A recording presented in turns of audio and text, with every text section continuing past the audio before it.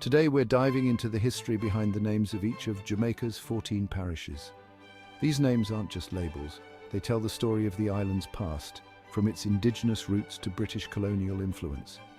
Each parish name has a unique origin, often tied to historical figures, events, or geographical features that shape Jamaica, whether it's the royal connections of Hanover or the struggles of the Maroons in St. Thomas. By the end of this video, you'll see how these names connect Jamaica's past with its present.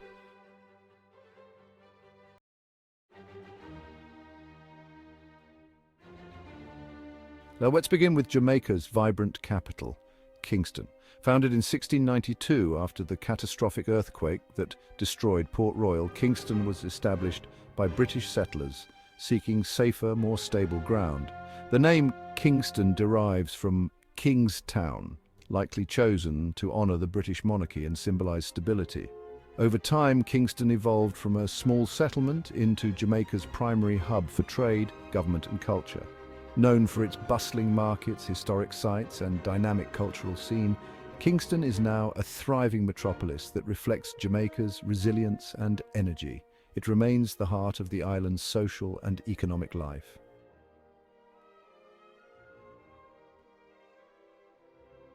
Right next to Kingston lies the parish of St. Andrew, named after St. Andrew, the patron saint of Scotland. This name reflects the strong influence of Scottish settlers who played a significant role in Jamaica's early colonial history. St. Andrew was established as a tribute to these Scots and their contributions, shaping the parish's unique cultural and historical identity. Today, St. Andrew holds many of Jamaica's most iconic neighbourhoods and institutions, each with its own vibrant story. Areas like Halfway Tree, a central hub bustling with commerce, transport and culture, serve as essential meeting points for locals and visitors alike. Constant Spring is another notable area, famed for its suburban atmosphere and scenic green spaces. If you like the video so far, click the subscribe button. We here at Storytime Jamaica are trying to bring high-quality Jamaican content to the center stage of the world. You can support us by subscribing to our channel to never miss a new video.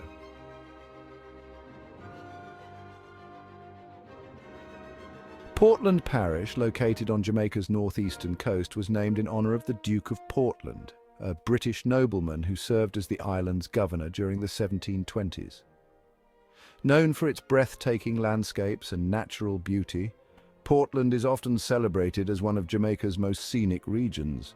The parish is home to part of the majestic Blue Mountains, where lush greenery, mist-covered peaks and thriving coffee plantations create a striking contrast against the deep blue sea.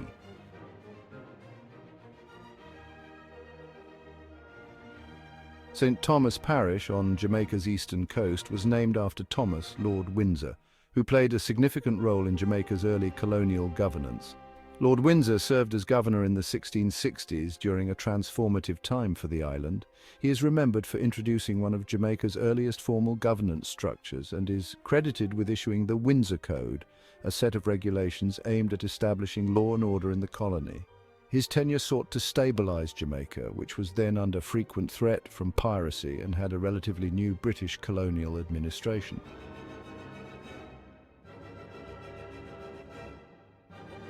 St. Mary Parish, one of the oldest parishes, was named after Mary, the mother of Jesus, likely due to the influence of Spanish Catholic settlers before British colonisation.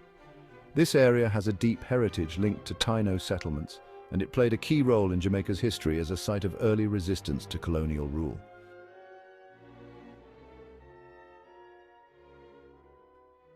St. Anne, one of Jamaica's oldest parishes, was named after Lady Anne Hyde, the first wife of King James II of England. Anne Hyde was born in 1637 to Edward Hyde, 1st Earl of Clarendon, who was a prominent English statesman. Known for her intelligence and wit, Anne was raised in a politically influential family and became a lady-in-waiting to Mary, Princess of Orange.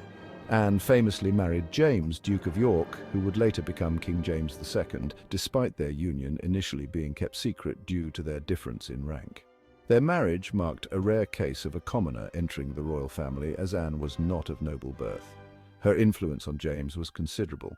She converted to Catholicism before her death, a decision that later shaped James's own religious leanings and affected the monarchy.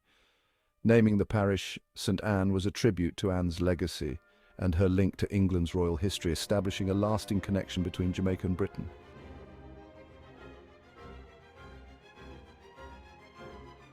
St. Katherine Parish was named after Katherine of Braganza, a Portuguese princess who became the wife of King Charles II of England in 1662.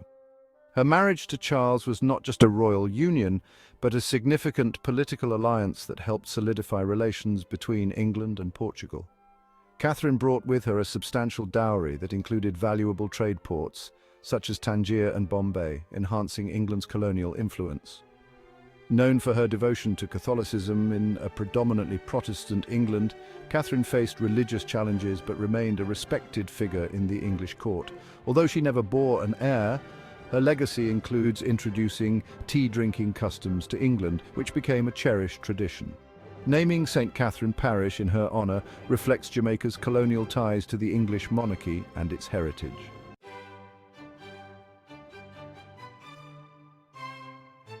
Clarendon Parish was named after Edward Hyde, the first Earl of Clarendon, a prominent English statesman and historian who served as Lord Chancellor under King Charles II in the 1600s. Hyde was a key advisor during a turbulent period in English history, known for his role in the restoration of the monarchy following the English Civil War. As a close confidant to Charles II, he helped shape England's legal and governmental reforms and authored The History of the Rebellion, a detailed account of the English Civil War that remains influential. Though later dismissed and exiled due to political conflicts, Hyde's impact on English politics endured. Naming Clarendon Parish in his honour reflects the significance of his contributions to the British Empire during the colonial era.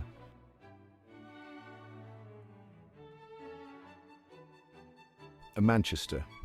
The parish of Manchester was named after the Duke of Manchester, who was governor of Jamaica from 1808 to 1827. Manchester became a prime area for coffee plantations and citrus farming. The cool climate and mountainous terrain make it one of Jamaica's most scenic regions.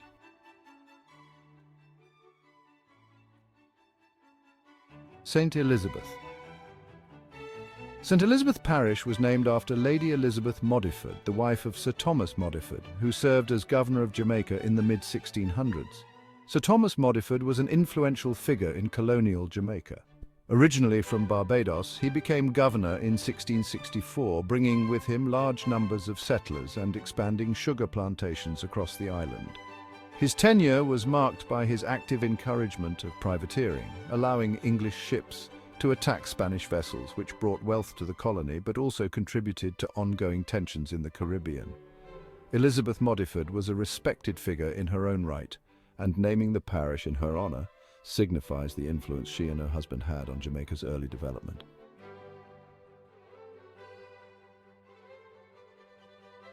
Westmoreland. Westmoreland is the westernmost parish and was named by British settlers who thought it resembled the green, rural landscape of Westmoreland in England. Known for its sugar and rum production, Westmoreland is also home to Negril, one of Jamaica's most famous beach destinations.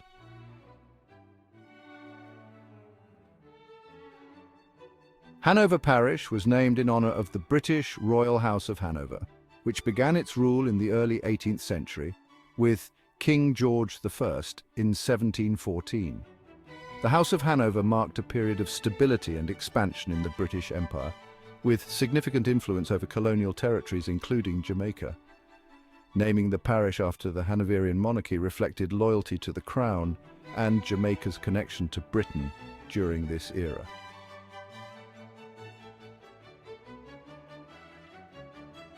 Named after King James II of England, St. James is home to Montego Bay, one of Jamaica's most visited cities. Known as the tourism capital of Jamaica, St. James has transformed from a plantation economy to a bustling tourist hub while still holding on to its historical roots.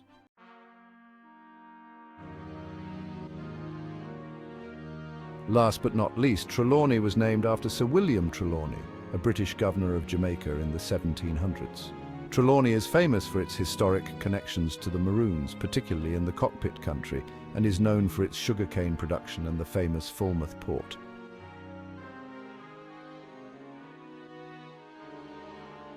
And there you have it, the history behind each of Jamaica's 14 parishes, from names that honor British nobility to those that preserve the memory of early governors. Each parish name carries a piece of Jamaica's complex and vibrant history. Do you think we should rename the parishes? Let us know in the comments, and don't forget to like, share and subscribe for more videos on Jamaican history and culture. Thanks for watching, and see you next time. Remember, every corner of Jamaica has a story, and every story has a name.